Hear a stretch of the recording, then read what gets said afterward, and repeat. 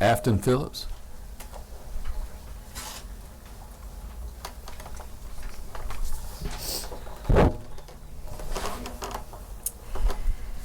Chairman and members of the committee, thank you for the opportunity to testify. My name is Afton Phillips, and I'm an advocate for survivors of clergy sexual abuse through a grassroots online platform that amplifies survivor stories and documents systemic abuse of power in religious institutions.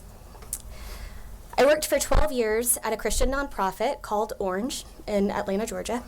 I gave my life to its mission.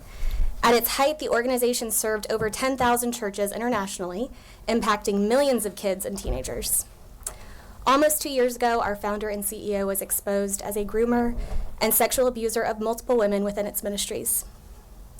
This was the catalyst that launched my team's advocacy work. Through our online movement, we've shared experiences, we've gathered experiences from many other women who shared similar experiences, women who were groomed and abused, some as minors, in a church setting. This problem isn't rare. My experience has made clear that abuse occurs far more frequently than people want to believe, in places that should be the safest, by leaders who are trusted, and against those who are the most vulnerable. My experience has also taught me that when abuse comes to light, the fight for justice is far from over.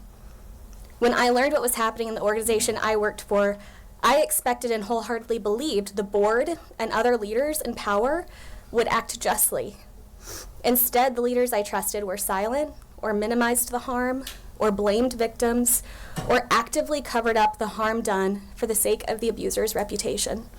I'm here today because something has to change.